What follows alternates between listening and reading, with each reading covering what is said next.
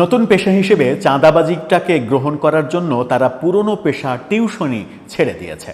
বলছি দুই ভাইয়ের কথা। গুলশানে চাঁদাবাজির ঘটনায় যে 5 জন গ্রেপ্তার হয়েছে সেই 5 জনের মধ্যে 2 জন আপন ভাই। তাদের বাড়ি রাজশাহীতে, আগে নাটোরে বাড়ি ছিল, গত বেশ কিছু বছর ধরে তারা রাজশাহীতে বসবাস করছে। রাজশাহীর এই 2 ভাই আগে টিউশনি করত এবং টিউশনি ছেড়ে দিয়েছে চাঁদাবাজির ব্যবসা রমরমা হওয়ার কারণে। এমনই ভয়াবহ তথ্য তুলে এনেছে দৈনিক কালের কণ্ঠ।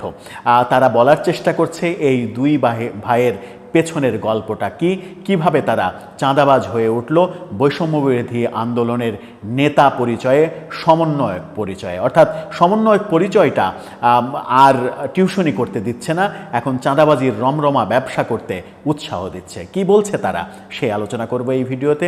থাকবেন পলিটিক্স টিভির নিয়মিত আয়োজনে।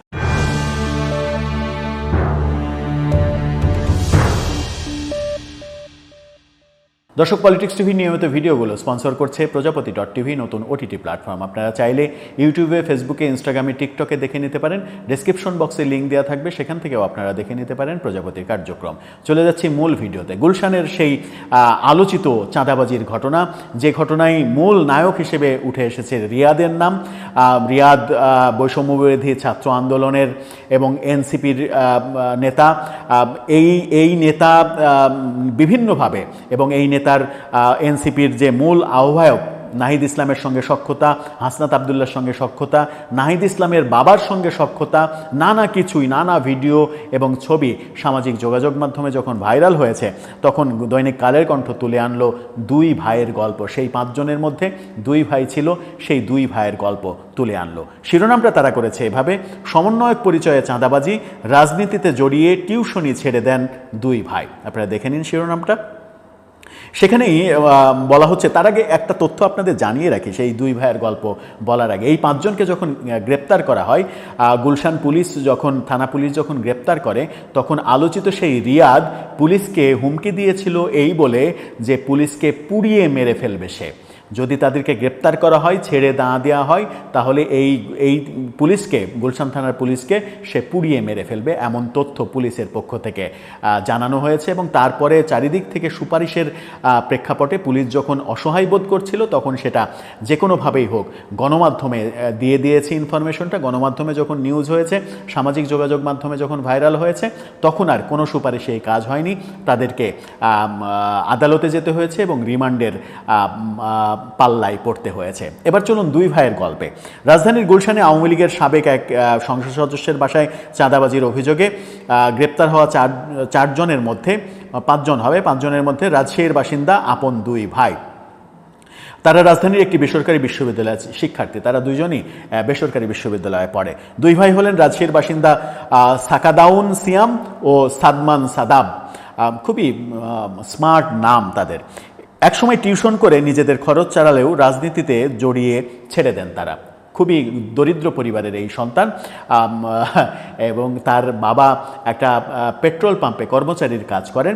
সেই পরিবার থেকে উঠে এসে এখন বিলাসী জীবনে চলে গেছে, টিউশনি পর্যন্ত ছেড়ে দিয়েছে। এখন তারা ঢাকার একটি চাঞ্চল্যকর চাঁদাবাজির মামলার আসামি হয়েছেন। 2 ভাই ছাড়াও অন্য 2 জন তো ছিলেন, আপনারা জানেন। 4 জনকে 7 দিনের রিমান্ডে পাঠিয়েছে। সংগঠন থেকেও তাদেরকে বহিষ্কার করা হয়েছে। জানা গেছে সিয়াম এবং সাদাবের বাবার নাম SM কবিরুজ্জামান। তাদের আসল বাড়ি নাটোরের গোপালপুরে। 1 দশক আগে তারা রাজশাহীতে বসবাস শুরু করেন। সিয়াম সাদাবের বাবা SM কবিরুজ্জামান পেশায় একটি গ্যাস ফিলিং স্টেশনের কর্মচারী। রাজশাহীর কেচুয়া তৈলির একটি গ্যাস স্টেশনে চাকরি করেন তিনি। বাবা SM কবিরুজ্জামান বলেন, 2 ছেলে আগে টিউশনি করতেন, তবে কয়েক মাস আগে টিউশনি ছেড়ে দেন। তখন জানতে পারি ছেলেরা রাজনীতি করছে, এরপরও নিয়মিত টাকা পাঠায়। অর্থাৎ তারপরেও রাজনীতি করছে, তারপরেও বাবা টাকা পাঠিয়েছে। রবিবার সকালে শুনেছি ছেলেরা চাঁদাবাজি করতে গিয়ে গ্রেপ্তার হয়েছে। বিশ্বাসই করতে পারছি না। ওদের জীবনধারা একদম আলাদা। নামাজ পড়ে, দাড়ি রাখে, টাকার জন্য চাঁদাবাজি করবে, এটা মানা যায়? আমার 2 ছেলে ফেঁসে গেছে। অর্থাৎ নামাজ পড়ে, দাড়ি রাখে, ধর্মীয় লেবাসে চলে, ধর্মীয় কাজকাম করে, তারা কিভাবে চাঁদাবাজি করবে? বাবা বিশ্বাসই করছে না, কিন্তু তারা চাঁদাবাজির আসামি। সিয়াম সাদাব রাজশাহীর খড়খড়ি উচ্চ বিদ্যালয় থেকে মাধ্যমিক এবং উচ্চ মাধ্যমিক শেষ করে। এই বিদ্যালয়ের প্রধান শিক্ষক জাতীয় নাগরিক পার্টির এই বিদ্যালয়ের প্রধান শিক্ষকও জাতীয় নাগরিক পার্টি এনসিপি করে। রাজশাহী মহানগর সমন্বয়ক কমিটির প্রধান তিনি মোবাশ্বের আলী, তিনি বলেছেন, এরা তো আমাদের স্কুলেরই ছাত্র ছিল, খুব ভালো ছেলে, ওরা গ্রেপ্তার হয়েছে এটা শুনে আমি হতবাক।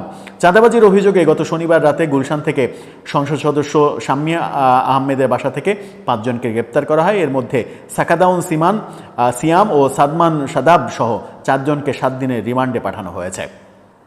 দুজনই বৈষম্যবিরোধী ছাত্র আন্দোলনের ঢাকা মহানগর শাখার সদস্য। চাঁদাবাজির মামলায় গ্রেপ্তারের পর সংগঠন থেকে তাদেরকে বহিষ্কার করা হয়েছে। অন্য দুজন হলেন বৈষম্যবিরোধী ছাত্র আন্দোলনের ঢাকা মহানগর শাখার আহ্বায়ক ইব্রাহিম হোসেন মুন্না ও গণতান্ত্রিক ছাত্র সংসদের কেন্দ্রীয় কমিটির সদস্য আব্দুর রাজ্জাক বিন সুলাইমান ওরফে রিয়াদ, যিনি মূলত এনসিপির প্রভাবশালী একজন। তাদেরও নিজ নিজ সংগঠন থেকে বহিষ্কার করা হয়েছে। যেহেতু এনসিপির কোনো কমিটিতে নেই, পদে নেই, সেহেতু বহিষ্কারের কোনো প্রশ্ন নেই। ছাত্র সংগঠন যেটাতে তার নাম আছে সেখান থেকে তাকে বহিষ্কার করা হয়েছে। সাকাদাউন সিয়াম ও সাদমান আব্দুর রাজ্জাকের ঘনিষ্ঠ, ফেসবুকেও তাদের সঙ্গে চলাফেরার একাধিক ছবি রয়েছে। সিয়াম এবং সাদাব রাজশাহীর খড়খড়ি উচ্চ বিদ্যালয় থেকে উচ্চ মাধ্যমিক শেষ করেছেন। এই বিদ্যালয়ের প্রধান শিক্ষক, যেটা বললাম যে একই কথা বারবার বলেছে, প্রধান শিক্ষক বলেছেন যে তার বিশ্বাসই হচ্ছে না এরকম কর্মকাণ্ড করতেন। এখন কি দাঁড়ালো? 2 ভাই টিউশনি করতেন, টিউশনি করে জীবন চালাতেন। রাজনীতিতে আসার পর থেকে টিউশনি ছেড়ে দিয়েছেন, কয়েক মাস হলো। বাবা পেট্রোল পাম্পের কর্মচারী। একটা পেট্রোল পাম্পের কর্মচারী কয় টাকা বেতন পায় খুব স্বাভাবিকভাবেই জানা যায়। পেট্রোল পাম্পের কর্মচারী সেই বাবা কিভাবে 2 ভাইকে প্রাইভেট ইউনিভার্সিটিতে পড়ায়, সেটাও তো একটা বড় প্রশ্ন। 2 ভাই কিভাবে প্রাইভেট ইউনিভার্সিটিতে পড়ে? আমরা প্রাইভেট ইউনিভার্সিটিতে পড়ার খরচ সম্পর্কে তো সাধারণভাবে জানি, বুঝি, যারা একটু জ্ঞান রাখেন তারাই জানেন। তাহলে কিভাবে সম্ভব? সব কিছুতেই আসলে একটা ধোঁয়াশা ব্যাপার। এই যে 2 ভাই টিউশনি ছাড়লেন, রাজনীতি পেশা হিসেবে নিলেন এবং মূল পেশা চাঁদাবাজিতে ঢুকে পড়লেন এবং ব্যানার ব্যবহার করলেন বৈষম্যবিরোধী ছাত্র আন্দোলন, অর্থাৎ সমন্বয়কের ব্যানার, সমন্বয়কের প্রভাব খাটিয়ে, বৈষম্যবিরোধী আন্দোলনের প্রভাব খাটিয়ে এই যে 2 তরুণের জীবন এলোমেলো হয়ে গেল, এর জবাব কে দেবে? কে তাদের ভবিষ্যতের নিরাপত্তা দেবে, কিংবা কে তাদের ভবিষ্যৎটা আবার উজ্জ্বল করবে? সেই প্রশ্নগুলো সামনে এসেই যাবে। দর্শক, এই ব্যাপারে আপনার মন্তব্য লিখতে পারেন আমাদের কমেন্ট বক্সে।